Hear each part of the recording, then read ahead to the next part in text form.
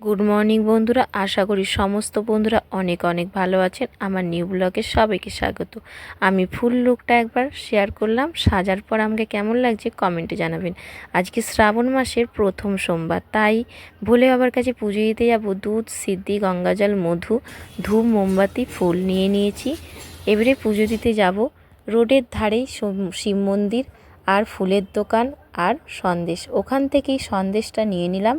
আর তারপরে বেলপাতাটাও নিয়ে নিয়েছি, নিয়ে মন্দিরে চলে আসলাম। মন্দিরটা বাড়ি থেকে খুবই কাছে, 5 মিনিট যেতে লাগে। এটাই সুবিধা বর্ষাকালে, তাই এখানেই পুজো দিচ্ছি। এক দিদিভাই পুজো করছিল, তারপরে আমিও পুজো করছি। মন্দিরটা খুবই ছোট, কিন্তু বাড়ির কাছে বলে সুবিধা। সোমবার শ্রাবণ মাসের কোন কোন বন্ধুরা করেন? আমি কিন্তু করি, আর এভাবেই বাবার কাছে পুজো করি। ভোলে বাবা ভীষণ ঠান্ডা দেবতা, মন দিয়ে একটু পুজো করলেই মনস্কামনা ঠিক পূরণ করে। পুজো করছিলাম আর দেবতাকে জানাচ্ছিলাম পরের বছর যেন এই দিনটা আমি আবার পাই, আর যে যেখানে আছে সবাই ভালো থাকুক। প্রত্যেকটা সোমবারই আমি শ্রাবণ মাসের করি।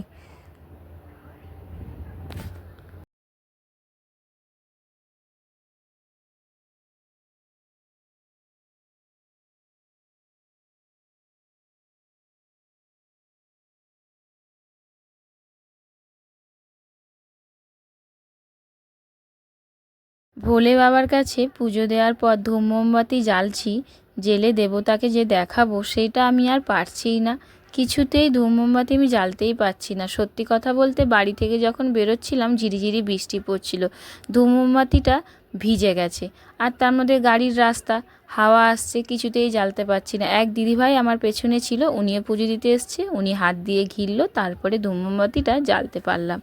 ভোলে বাবাকে দেখাচ্ছি, তারই মধ্যে আরেকবার মোমবাতিটা নিভে যাবে, আবার জ্বালছিলাম। এভাবেই পুজো দিতে হলো। বর্ষাকাল তো হবেই, শ্রাবণ মাস মানে সমস্যা আর বললে হবে না। পুজো দিয়ে বাড়ি চলে আসলাম, আর তারপরে লুচি বানাচ্ছি। সত্যি কথা বলতে, শ্রাবণ মাসে আমি উপোস যে করি সোমবারগুলো, সাবু বা ফল খেয়ে থাকি না। কারণ 2 ছেলে আমার সাথে খাবে, যা আমি খাবো। ওরা বাচ্চা ছেলে, ওরা আর সাবু ফল খেয়ে কি থাকতে পারে? তাই আমি লুচি, আলু ভাজা বানিয়ে ফেললাম। আমার সাথে ওরাও খাবে, ওই জন্যই আরও বিশেষ করে বানাই। আর সাবু ফল খেয়ে সত্যি কথা আমিও থাকতে পারি না। বসে পড়েছি খাবার নিয়ে, লুচি আলু ভাজা খেতে বসে পড়েছি মানেই তো খাবো, খাচ্ছি। আর ভিডিওটা এখানের মতনই শেষ। ভালো লেগে থাকলে লাইক, কমেন্ট, শেয়ার করতে ভুলবেন না। বাই।